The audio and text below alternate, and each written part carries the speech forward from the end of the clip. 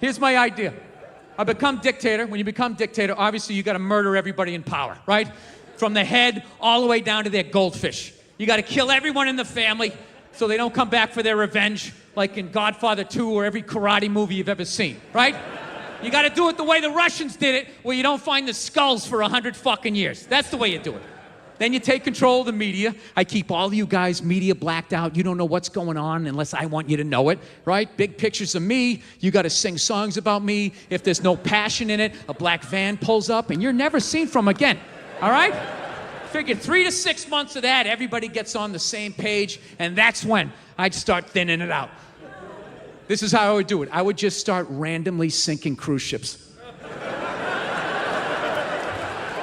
Just hear me out. It's the way to go. It's the way to go. You get 2,500 to 3,000 people a whack, and I think it's a really good mix of people to get rid of. You know? Think about the kinds of people that take a cruise. These aren't forward thinkers.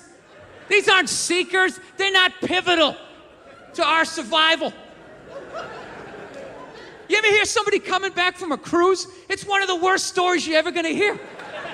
Because they don't do shit. They don't want to travel to another country, interact with the new culture, try to figure out the train system or the money. All they want to do is just sit on a fucking boat. Just drinking, that's all they want to do, right? Worst story you'll ever hear. Hey, how was your cruise? Oh, it was great. I was fucking laying there. There was a DJ over here on the 1 and the 2 wooka wooka thing, right? And then they had this chocolate fountain. It was like a fountain, but it was chocolate. And you stuck the toothpick in the food, and you stuck it in the chocolate, and you stuck it in your mouth. And then you'd be like, I want another drink. And they bring it all, you drink it, it dribbles down, and it gathers in your navel, and you punch yourself, you get in your mouth. Then every day around noon, we line up for lunch. What's for lunch? We don't know. We don't make decisions. Whatever they give us. I like all-inclusive. You just have to think once. Can I write that number on this piece of paper? All right, tell me where to go. I'm telling you, if you guys could just get past the humanity of what I am suggesting. If you could just get past it and maybe lose a couple of friends here or there, I'm telling you, you wouldn't miss them. You wouldn't miss, you know when you'd miss them? When you went to a baseball game and there wasn't those 100 people in the upper deck trying to get the wave going, right? You wouldn't have people getting mad because someone's sitting down during a song like, that's offensive to me, even though I don't know the issue, right? Nashville, little pulled back on that one, little pulled back. It's about police brutality, has nothing to do with you and your beautiful white world and mine, right? Just let it go. I don't give a fuck if you watched every episode of McHale's Navy. This is still not about you. It's not a military issue. I'm telling you, you wouldn't fucking miss them. And this is the deal, all right? I wouldn't just give the order to start sinking these cruise ships and then retire to my chambers with my mistresses, my whores, right? Just banging away, wearing the whole uniform, the whole dictator uniform, everything except for the pants, right? Compression socks with sock garters, just banging away. My unearned medals just clanging off my chest. The big thing is to see how long I could fucking keep the hat on, like, yeah. Nah, I can't do that. That breeds resentment amongst your men. You gotta lead them into battle. And I would. I'd have my own sub. All right? I'd have my own sub, and I would hunt these cruise ships on a moonlit summer night. That's right, on a moonlit summer night when sound carries, you know? You know those summer nights when your neighbor's talking about you, doesn't think you can hear him, you're sitting on your porch going like, oh yeah, is that how it is? So that's how it is, right? One of those nights. And I'd be a sport about it. I'd surface before I did it. I'm armed, they're not, it's only fair, right? They see me, I give them a little wink, little nod. I'd have a little Red Baron class. All right, get the fuck out of here, right? But if you didn't see me, it'd be game on. And every moonlit summer night, every summer, I'd go out to harvest, right? That would be the deal. I would just surface.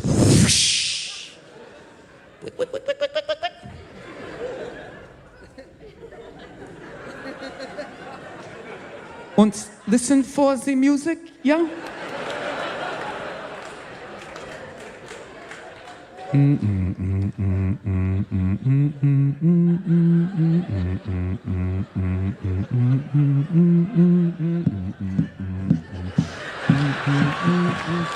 Fire one.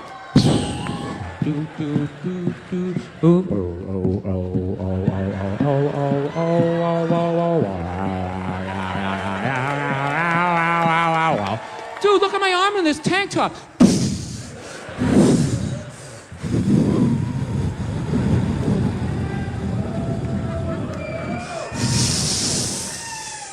And then you cruise over, you strafe all the survivors.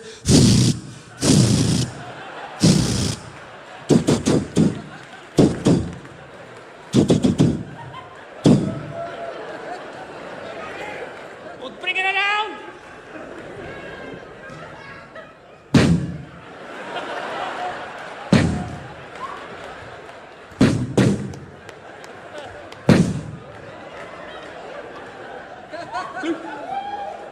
That would be it. 2,500 to 3,000 less people. And you know what's the greatest thing? No, it's all underwater. All the evidence is gone. All the evidence is gone. Every mass murderer throughout time is fucked up. They did it on land. You're gonna get caught. Where are you gonna put all of that, right? You do it out to sea. It all goes under, you know, nobody knows. I don't know what happened. I have no idea, right? No evidence. No evidence. Maybe like a flip-flop. Right? Like an Ed Hardy shirt, just floating by.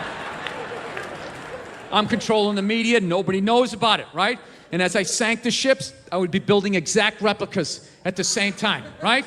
So I'd be eliminating people while creating jobs. You guys have no fucking idea what's going on, only you just realizing like, wow, man, the traffic's easing up. I'm getting into third gear at 5 o'clock at night. This is crazy. This is I don't know what's going on, but this Bill guy's all right. You know, another buddy of mine got a job building ships. Can you fucking believe that? That industry, it's just blowing up. It's crazy. Dude, I want to get a job down there. They're paying great, you know, make a little extra money. Then, yeah, who knows? Maybe you and me take a cruise. We'd have a good time, right? Get out there. That's how it would work. That's how my ethnic cleansing would work. It wouldn't be based on race or religion. It'd just be based on people dumb enough to think that taking a cruise is actually traveling. Technically, you're traveling, you know, but what are you seeing? Just a bunch, look at the water. Oh my God. You can tell that's the Atlantic Ocean. That definitely does not look like the Pacific Ocean. So, yeah, look, admittedly, I'm a fucking psycho. And I am. Dude, I have dreams. I had a dream 2 years ago that still haunts me. You know? You ever have one of those dreams where you think you woke up, but you didn't? You know? You're just sitting up and it feels like your house. I had one of those dreams, right? So I sat up in bed and I looked over and there was this little girl in the corner of the room, no idea who she was. She was like 3, 4 years old and she was talking to me, but I couldn't understand what she was saying. She was just standing in the corner just going like, I was like, what? What'd you say? I can't hear you, sweetheart. You got to come a little closer. She walked like halfway to the bed. She's like nodding her head, just going, big like the Grudge eyes. I'm just like, you got to come closer. She walks all the way up to the bed. I was just like, I couldn't hear you, sweetheart. What'd you say? What did you say? And she just nods and just goes, you're going to kill yourself. I just sat up like, Aah! I'm like, no, I'm not. No, I am not. My wife wakes up. What's the matter? I'm like, I just had like the most scary dream I've ever had in my life. It was horrible. She's like, was I in it? No, you self-centered jackass. Jesus Christ. Not everything is about you, sweetheart. I love you, but it's not all about you. Now shut up. I tried to go to sleep in the same position so I'd run into that little girl again so I could just be, look, you little shit. You don't go around saying that to people. Now, I'm not going to kill myself. I don't know what that dream meant, you know, because you dream in metaphors, man. You know? So it just freaks me out. It disturbs my wife and shit. You know, there is one good thing about being a psycho. You know, one of the great things about being a psycho is you can spot another psycho from a mile away. You know, it's a really great thing. I can spot him, you know, it's in the eyes.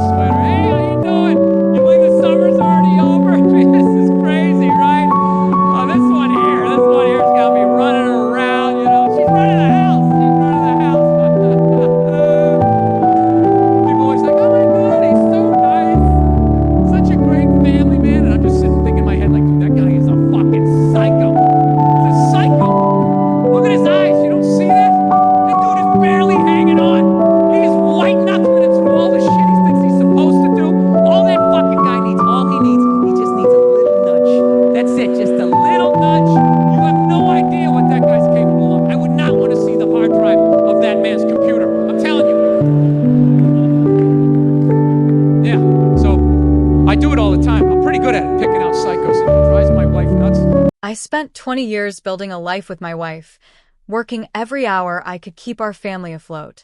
Then one night, I saw something through a bar window that made my blood run cold. She was with another man, and the way he touched her told me everything. I didn't confront her. I watched, I waited, and I planned. When I finally left, I made sure she'd never find me. But 7 months later, she did. And what she brought with her changed the game completely. My name is David Cooper. I'm 41 years old, and I've spent the better part of my adult life with grease under my fingernails and the smell of motor oil in my clothes. I own Cooper's Auto Repair in a mid-sized town in Pennsylvania. The kind of place where everybody knows your name and your business. Been running that shop for 15 years. Built it from nothing with my own 2 hands, and alone I'm still paying off. Megan and I got married young. Both of us barely 21. Some folks said we were crazy. Too young to know what we were doing. Maybe they were right, but back then it felt like the only thing that made sense.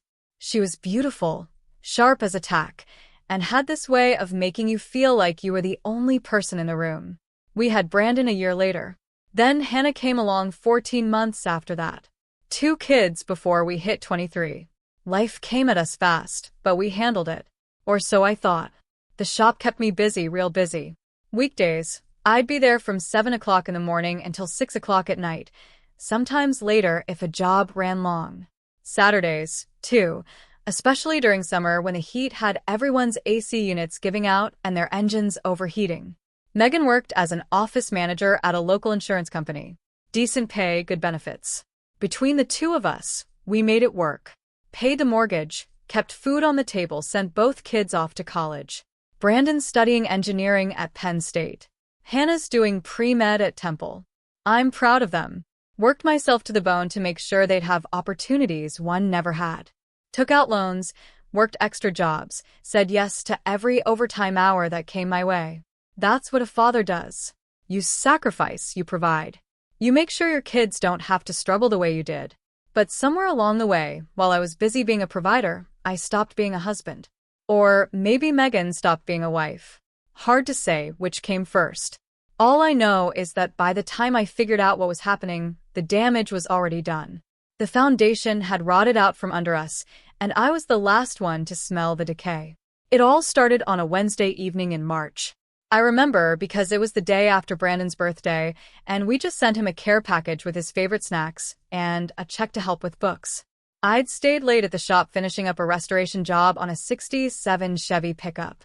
One of those projects you take on because you love the work, not because it pays well. When I finally locked up around 8:30, I was tired, hungry, and looking forward to a hot meal and maybe catching the end of the Sixers game. Instead, I got the beginning of the end of everything I thought I knew. I didn't go straight home that Wednesday night. Instead, I got a text from my buddy Greg, someone I'd known since high school. He was at Murphy's bar watching the Phillies game and asked if I wanted to join him for a beer. After the day I'd had dealing with that stubborn Chevy and Tom riding everyone at the shop, a cold one sounded perfect. Murphy's was one of those neighborhood places where the bartender knew your order before you sat down. Nothing fancy, just good beer, decent wings, and a big screen for the game. I pulled into the lot around 8:45, spotted Greg's truck, and headed inside. He was already at our usual spot near the window. 2 beers waiting. We talked shop for a while, complained about work, joked about the Phillies' defense. Normal stuff, the kind of conversation that doesn't require much thinking, just 2 guys unwinding after a long day. Then I saw her. I was glancing out the window, just watching people walk by on the street when Megan appeared on the sidewalk. My wife, dressed nice, hair done up in that way she only bothered with for special occasions. But she wasn't alone. A man walked beside her. Tall, decent build, wearing a dark coat. They weren't holding hands, weren't wrapped up in each other, but something about the way they moved together made my stomach tighten. Then he did it just for a second, casual as anything. He placed his hand on the small of her back as they turned the corner. That gesture, that tiny intimate touch that said everything. My beer stopped halfway to my mouth. Greg noticed, followed my gaze, then looked back at me with concern written all across his face. "Dave, that your wife?" I nodded slowly, couldn't speak. "Who's the guy?" "No idea." I managed to get out. We both stood up at the same time. I threw some cash on the table and headed for the door. Greg right behind me. By the time we got outside, they'd turned the corner. I spotted them a block down, walking toward the parking lot behind the old pharmacy. "You sure you want to do this?" Greg asked quietly. I didn't answer, just started walking. We hung back far enough not to be noticed, but close enough to keep them in sight. They reached a dark SUV in the lot. Something new and expensive looking. The guy opened the passenger door for her. She got in smiling at something he said. No hesitation, no guilt on her face, just comfortable, like this was routine. The SUV pulled out, and I ran back to my truck with Greg jogging behind me. We followed them through town, keeping a safe distance. They were being careful, weren't checking mirrors or taking weird routes. This wasn't their first time doing this. That much was clear. They drove for maybe 20 minutes, heading out toward the edge of town where the buildings got older and the street lights got dimmer. Finally, the SUV turned into a parking lot. I recognized the Sunset Motor Lodge, a rundown place that rented rooms by the hour. The kind of spot you only went to if you didn't want to be seen. I pulled into a spot across the street, killed the engine, and watched. The guy got out first, walked around to open her door. They went into the office together. Through the window, I could see them talking to the clerk. A minute later, they came out with a key and walked toward one of the rooms, room 114. I watched them go inside and close the door. My hands were shaking, not from anger yet, just shock. Greg sat beside me in silence, probably not knowing what to say. What do you say when you watch your buddy's wife walk into a motel room with another man? I pulled out my phone, opened the camera, and started taking pictures. The SUV's license plate, the motel sign, the room number. Then I zoomed in and got a shot of them through the window before the curtains closed. Not perfect photos, but good enough. "What are you going to do?" Greg finally asked. "I don't know yet," I said, my voice flat. "But I'm going to need proof. All of it." We sat there for another 30 minutes just watching that closed door. The anger was starting to build now. Slow and hot. 20 years. 2 kids. A life we'd built together. And she was in there with him. Finally, I started the truck. "Let's go." "You're not going to confront them?" "Not yet." I pulled out of the parking spot and headed back toward town. I need to think. I need a plan. I dropped Greg off at Murphy's so he could get his truck, then drove home. The house was dark when I arrived. Megan's car wasn't in the driveway. Of course not. She was still at that motel. I went inside, grabbed a beer from the fridge, even though I didn't want it, and sat at the kitchen table in the dark. The photos on my phone glowed in front of me. Evidence, proof that my marriage was a lie. I don't know how long I sat there. Could have been an hour. Could have been 2. Eventually, I heard her car pull into the driveway. The front door opened. She came in humming something under her breath, set her purse on the counter. "David, you still up?" I didn't answer right away. Just sat there in the dark, watching her move through the kitchen, turning on lights. When she finally saw me sitting at the table, she jumped a little. "God, you scared me. Why are you sitting in the dark?" She smiled, trying to be casual. "How was your day?" I looked at her. Really looked at her. The woman I'd spent half my life with, the mother of my children. A stranger. "Where were you tonight, Meg?" Her smile faltered just a bit. "Just out with some friends from work. We grabbed dinner, had a few drinks." "What friends?" "Which friends?" "Just some people from the office. You don't know them." She opened the fridge, pulled out a bottle of water. "Why are you asking?" I stood up slowly, pulled my phone from my pocket, and set it on the counter in front of her. The photo of her and that man walking into the motel was pulled up on the screen. Her face went white. "Who is he, Megan?" She stared at the phone, her mouth opening and closing. No words came out. "Asked you a question," I said, my voice deadly calm. "Who is he?" Megan stared at the phone screen for what felt like an eternity, her face cycling through emotions I couldn't quite read. Shock, definitely. Fear, maybe. But no shame, no guilt. That's what got me the most.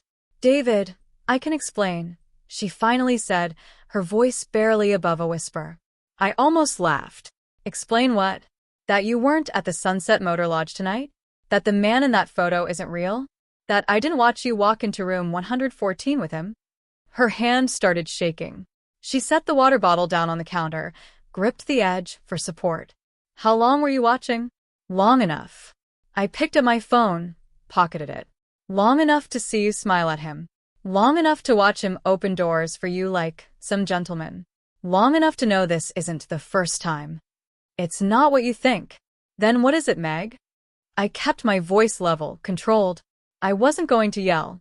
Wasn't going to give her the satisfaction of seeing me break.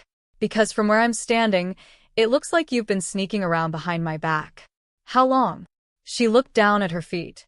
A few months. 5. Maybe 5 months. The words landed like a punch to the gut, but I kept my face neutral. 5 months. While I've been working my tail off at the shop.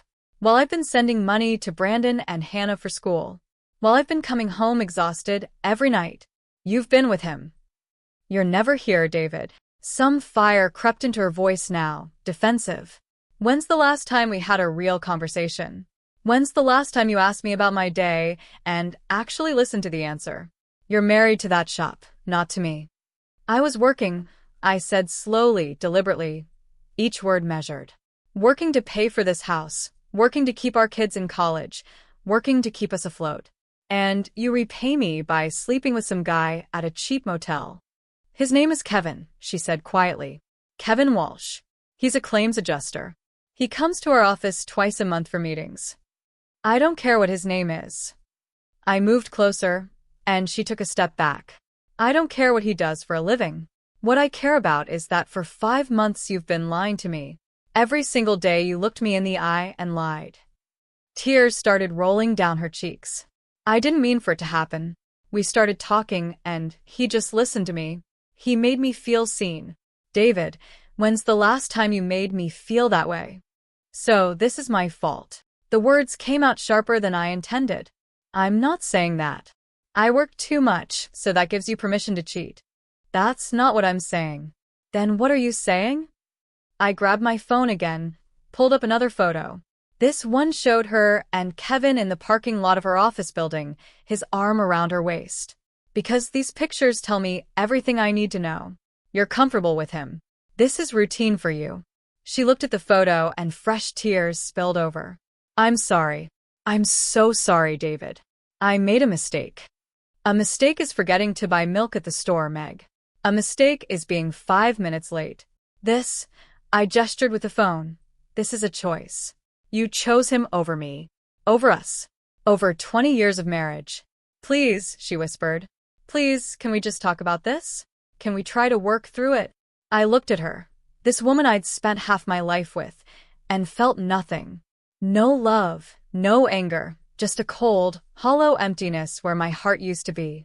No, I said quietly. We can't work through this. You destroyed that possibility the moment you walked into that motel room with him. I headed toward the stairs. I need to think. You're sleeping in the guest room tonight. Tomorrow, we figure out what comes next. David, wait. Guest room, Megan. Now. She opened her mouth to argue, but something in my expression stopped her. She grabbed her phone from the counter and walked toward the guest room, shoulders shaking with silent sobs. I went upstairs to our bedroom, closed the door, and sat on the edge of the bed. The photos on my phone glowed in the darkness. Evidence of betrayal. Proof that everything I believed in was a lie. I didn't sleep that night, just sat there thinking about the next 20 years of my life and how different they were going to look from the last 20. By the time the sun came up, I knew what I had to do. I took the next day off work, called my foreman, Tommy, and told him I had a family emergency. He'd been with me since I opened the shop, knew better than to ask questions, said he'd handle things, and hung up. I spent that morning sitting in my truck in the parking lot of a McDonald's 3 blocks from my house, nursing a coffee, and trying to think straight. Everything I thought I knew had been turned upside down in the span of 24 hours. My marriage was a lie. The woman I trusted implicitly had been betraying me for months. And I had no idea what to do next. That's when I remembered something. A guy I knew from high school, Bobby Sinclair. We played football together, ran in the same circles. After graduation, he'd gone into private investigation work, divorce cases mostly, background checks, surveillance, the kind of work that required discretion and a willingness to see people at their worst. I pulled up his website on my phone. Sinclair Investigations, professional, confidential service. I dialed the number. Bobby answered on the second ring. Sinclair Investigations. Bobby, it's David Cooper. From school. Cooper. His voice warmed immediately. Man, it's been years. How you been? Been better, I admitted. Listen, I need your help. Professional help. The warmth faded, replaced by business-like efficiency. What's going on? I told him. Not everything, just enough. He listened without interrupting, then gave a low whistle when I finished. Sorry to hear that, man. That's rough. He paused. You want to know how deep this goes? Yeah. I need to know everything. How long? How often? Where they meet. If there's money involved, all of it. I can do that. They'll take maybe a week, 2 at most. I'll need some information from you. Photos of your wife, her schedule, the guy's name and workplace. Kevin Walsh, claims adjuster, works for the same insurance company as her. I can get you everything else. Good. Email it to me. I'll start Monday. What's this going to cost me? He quoted a number that made me wince, but I didn't argue. Information like this was worth every penny. Do it. Whatever you find, I need to know. You got it. And David, I'm sorry, brother. Nobody deserves this. I hung up and sat there in that parking lot, watching people come and go. Families with kids, couples holding hands, normal people living normal lives, lives that made sense. Mine didn't make sense anymore, but it would. Soon as Bobby finished his work, I'd have the truth. And then I'd know exactly what to do next. Bobby worked fast. By the end of the week, he had enough evidence to bury Megan and her boyfriend in court. He met me at a diner on the outskirts of town, slid a manila folder across the table, and ordered us both coffee. You're not going to like this, he said. I opened the folder. Inside were photos, dozens of them. Megan and Kevin Walsh, walking into a hotel together, sitting close at restaurants, his hand on hers. One picture showed them kissing in the parking lot of her office building, broad daylight, not even trying to hide it. But that wasn't the worst part. Check the bank statements, Bobby said quietly. I flipped through until I found them. There were charges I'd never seen before on our joint credit card, jewelry purchases, expensive dinners, even a weekend trip to Atlantic City that Megan had told me was a work conference. Thousands of dollars, money we should have been saving for Brandon and Hannah's tuition, spent on her affair. She's been pulling cash advances, too, Bobby added. Small amounts, nothing that would trigger alerts, but it adds up. I'm estimating she's funneled close to $8,000 over the last 5 months. $8,000. Money I'd earned breaking my back at that shop. Money that should have gone to our kids' education. I felt sick. There's more, Bobby said. He pulled out another set of documents. I did some digging on Walsh. Turns out this isn't his first rodeo. He's been divorced twice already, both times because of infidelity. Your wife knew what she was getting into. I closed the folder, pushed it away. That's enough. You wanted to keep digging. No, this is plenty. I looked at Bobby. Thanks, man. I owe you. Just take care of yourself, David. He stood, dropped a 20 on the table for the coffee. And get yourself a good lawyer. That afternoon, I went to see Andrew Pierce, a divorce attorney with a reputation for playing hardball. He looked through Bobby's folder, made a few notes, and leaned back in his chair. This is solid evidence, he said. With this, we can push for a favorable settlement. She won't have much ground to stand on. I want the shop protected, I told him. That business is everything to me. I built it from nothing. We'll make sure it stays yours. What about the house? She can have it. I don't want anything that reminds me of her. Andrew nodded, making more notes. What about your kids? They're adults, so custody isn't an issue, but they should know what's happening. That was the part I'd been dreading. Telling Brandon and Hannah that their mother had destroyed our family, but they deserved the truth. I'll tell them this weekend, I said. They're both coming home for spring break. Good. Keep me updated. Andrew handed me a business card. And David, don't do anything stupid. No confrontations, no threats. Let me handle this through the proper channels. I nodded, but part of me wanted to drive straight to Megan's office and drag Kevin Walsh out by his collar. Instead, I went home, packed a bag, and checked into a motel across town. I was done living under the same roof as a liar. Spring break arrived, and with it came my kids. Brandon got home first, pulling into the driveway in his beat-up Honda on a Friday afternoon. Hannah's train came in that evening. I picked her up at the station, and we drove to a restaurant downtown, neutral territory, where we could talk. They sat across from me in the booth, both of them looking confused and worried. Brandon folded his hands on the table. Hannah fidgeted with her napkin. "Dad, what's going on?" Brandon asked. "Mom's been calling us nonstop, but she won't say why." I took a breath. No easy way to do this. Your mother and I are getting divorced. She's been having an affair with a man from her work for the past 5 months. Hannah's hand went to her mouth. Brandon's jaw tightened. "I found out 2 weeks ago." I continued. "I've hired a lawyer, gathered evidence, and filed for divorce. The paperwork's already been served." "Oh my God," Hannah whispered. "Dad, I'm so sorry." "Who is he?" "His name's Kevin Walsh, claims adjuster at her company." Brandon's voice was ice. "But that doesn't matter. What matters is that I'm handling it. And I need you both to know that this isn't your fault. None of this is your fault." Brandon shook his head slowly. "I can't believe she'd do this to you. To us." "She made her choice," I said. "Now I'm making mine. I'm leaving, kids. Not just the house. I'm leaving town." They both stared at me. "What do you mean?" Hannah asked. "I've got a buddy in Montana, runs a restoration shop out there.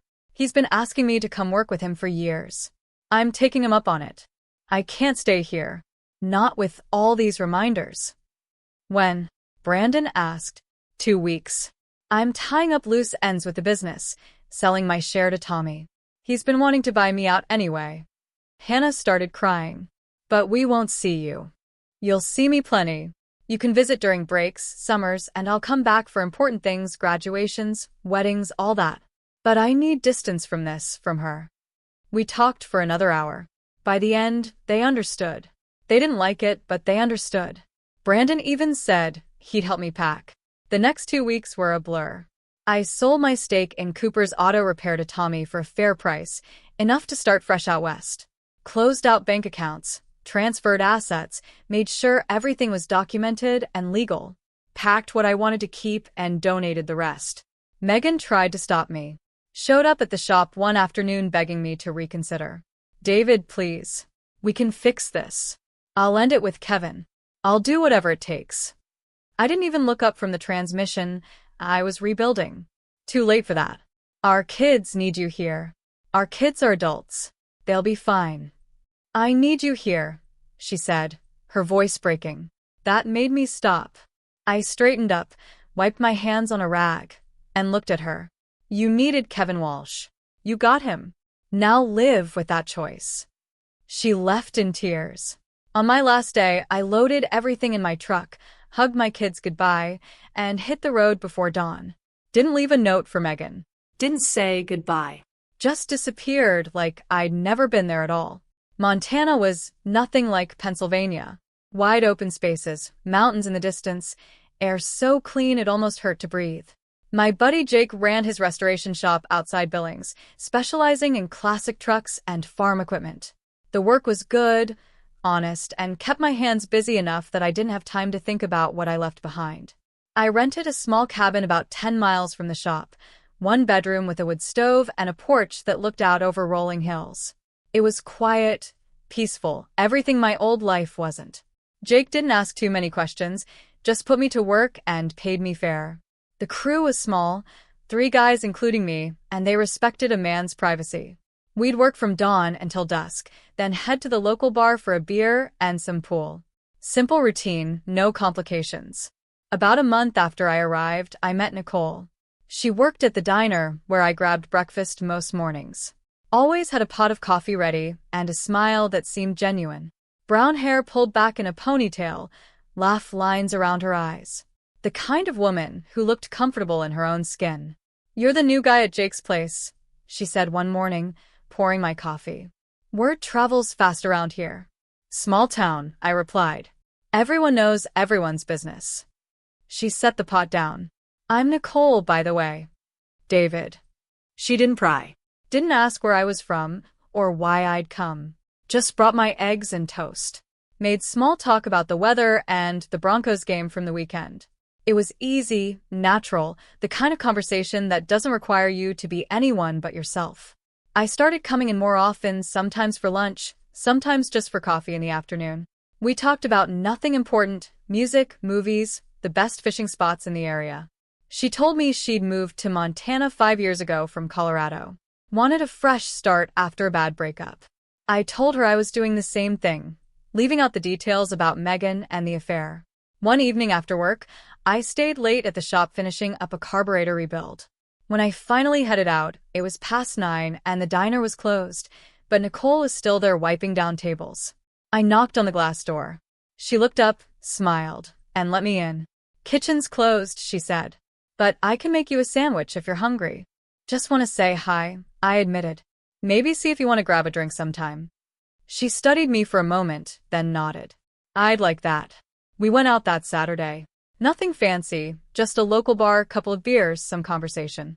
She told me about her family back in Colorado, her dream of opening her own restaurant someday. I told her about Brandon and Hannah, about the shop I'd built and sold, about starting over. You seem like a man who's running from something, she said, not unkindly. Maybe. Or running toward something better. She smiled at that. I like that answer. By the time summer rolled around, Nicole and I were spending most of our free time together. Nothing rushed, nothing forced, just two people who'd been through the ringer, finding comfort in each other's company. For the first time in months, I felt like I could breathe again. 7 months after I left Pennsylvania, my phone rang. Unknown number. I almost didn't answer, but something made me pick up. David. The voice was familiar, but not what I wanted to hear. Brandon, what's wrong? My son sounded tired. Dad, Mom's been looking for you. She hired a private investigator. I think she found out where you are. My stomach dropped. How did she? She called Hannah crying, saying she needed to talk to you. Hannah didn't tell her anything, but Mom's been making calls, checking with your old contacts. It's only a matter of time. I sat down on the porch steps, ran a hand through my hair. All right. Thanks for the heads up, son. Dad, she's desperate. I don't know what she wants, but be careful. We hung up. I sat there for a long time, watching the sun set over the mountains, feeling that old familiar not return in my gut. I'd known this day would come eventually. You can't just disappear and expect the past to stay buried forever. 2 days later, she showed up. I was working on a Dodge Power Wagon in the shop when Jake called out, David, you got a visitor. I looked up and there she was, Megan, standing in the doorway of the shop, looking thinner than I remembered, older, worn down. She was holding something wrapped in a blanket, and when I got closer, I realized what it was. A baby. My hand stopped moving. My brain stopped working. I just stood there staring at her and that infant in her arms, trying to make sense of what I was seeing. Hello, David, Megan said quietly. Her voice shook. We need to talk. I set down my wrench, wiped my hands on a rag. Jake, I'm taking a break. We walked outside, away from the shop, to my truck. The baby was sleeping, tiny face peaceful and unaware. I didn't want to ask, but I had to know. Whose is it? Megan's eyes filled with tears. Yours. His name is Matthew. He's 3 months old. I shook my head slowly. No, that's not possible. We haven't been together in over a year. I was pregnant when you left, she insisted. I didn't know until after you were gone. I tried to find you, but you disappeared. David, please. He's your son. I looked at her, really looked at her, and saw something in her eyes I'd seen before.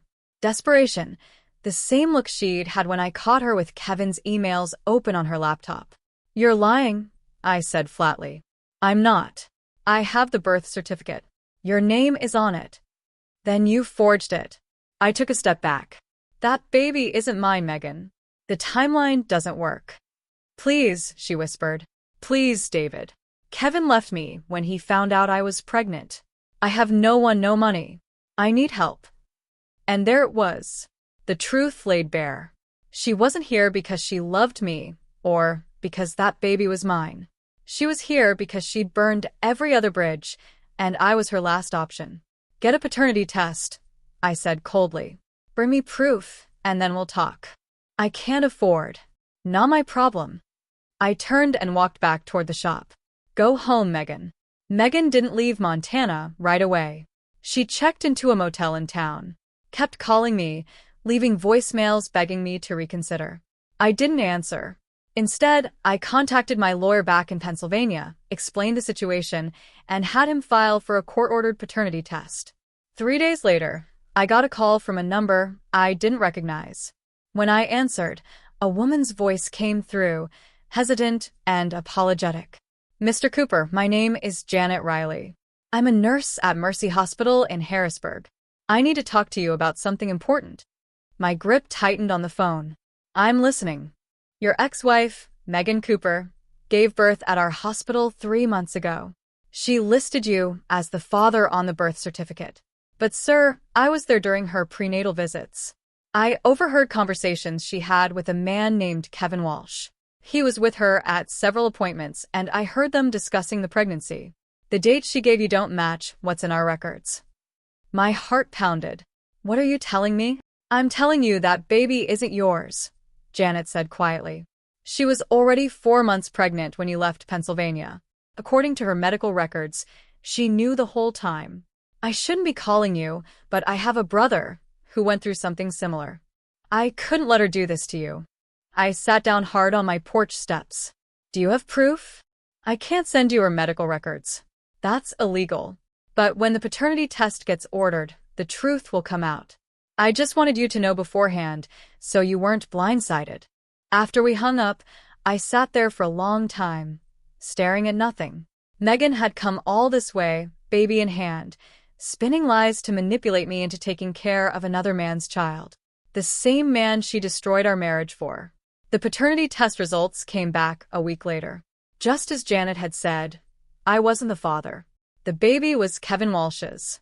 I had my lawyer send the results to Megan with a cease and desist order. If she contacted me again, I'd file harassment charges.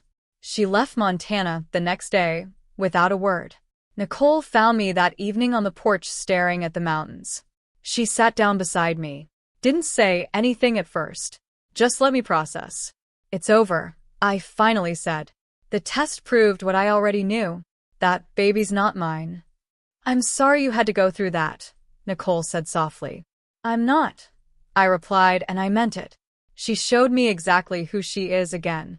And this time, I didn't fall for it. I looked at Nicole, this woman who'd been patient with me, who'd never asked for more than I could give. I'm done looking back. I'm ready to move forward. She smiled, squeezed my hand. Good, because I'm not going anywhere. Brandon called that night. He'd heard about Megan's scheme from Hannah, who'd gotten wind of it through some mutual friends back home. Dad, I'm sorry, Brandon said. I can't believe she tried to pull that. It's not your fault, son. Your mother made her choices. Now she's living with them. Hannah wants to come visit for Thanksgiving. We both do, if that's okay. I felt my chest tighten, but in a good way. I'd like that. I'd like that a lot. And Dad, I'm proud of you. For walking away, for standing your ground. You taught us what a man's supposed to do when the world tries to break him. After we hung up, I sat on that porch with Nicole beside me and felt something I hadn't felt in over a year. Peace. Real, honest peace. The kind that comes from knowing you did right by yourself, even when it was hard. 8 months after Megan showed up in Montana with another man's baby, I married Nicole on a Saturday afternoon in late May. Nothing fancy, just a simple ceremony at the courthouse in Billings with Jake as my best man and Nicole's sister as our maid of honor. Brandon and Hannah flew in for the weekend, both of them genuinely happy to see me moving forward. She's good for you, Dad, Hannah said, hugging Nicole tight after the ceremony. Really good. We bought a house together that summer, a modest place on 5 acres with a barn I converted into my own shop. Jake and I had become partners in his restoration business, and work was steady. I was making decent money, enough to help the kids with their loans, and still have something left over. Brandon graduated from Penn State that December with his engineering degree. I drove back to Pennsylvania for the ceremony. First time I'd set foot in that state since I left. It felt strange being back, like visiting a place I used to know but don't quite recognize anymore. Megan wasn't at the graduation. Brandon had told her not to come. Apparently, after Kevin found out the baby was his, he panicked and cut off all contact. She'd moved in with her sister in Ohio, was working retail and struggling to make ends meet. I didn't ask for details. Didn't want to know. That chapter of my life was closed. Hannah graduated the following spring with honors, already accepted into medical school. She came to visit us in Montana that summer. Spent 2 weeks helping Nicole plant a garden and learning to ride horses from our neighbor. She seemed lighter, happier, like she'd finally made peace with what happened. Mom called me last week. Hannah mentioned one evening while we were sitting on the porch. Asked if I'd seen you, if you were happy. What did you tell her? I told her you moved on. That you have a good life now with someone who treats you right. She looked at me. She cried, said she made the biggest mistake of her life, letting you go. I nodded slowly. She didn't let me go. I left. There's a difference. I know. And for what it's worth, I'm glad you did. You deserve better than what she gave you. Nicole and I talked about kids sometimes, whether we wanted to start a family together. We decided we were happy as we were. Just the two of us building something simple and honest. No lies, no secrets, no games. Just two people who'd been through hell and found each other on the other side. The shop I'd built back in Pennsylvania, Cooper's Auto Repair, was thriving under Tommy's ownership. He'd expanded, hired more guys, even opened a second location. He sent me photos sometimes, asked my advice on tricky jobs. It was good seeing something I created continue to grow, even if I wasn't part of it anymore. I never heard from Megan again after that paternity test. The divorce was finalized. The fraud charges were dropped after she signed an affidavit admitting she'd known Kevin was the father all along. She faded into my rearview mirror like a bad dream you forget upon waking. These days, I wake up next to a woman who chose me, not out of desperation or manipulation, but because she genuinely wants to be here. I work with my hands doing something I love. My kids are thriving, building their own lives. I've got good friends, a solid roof over my head, and peace of mind. That's more than enough. That's everything.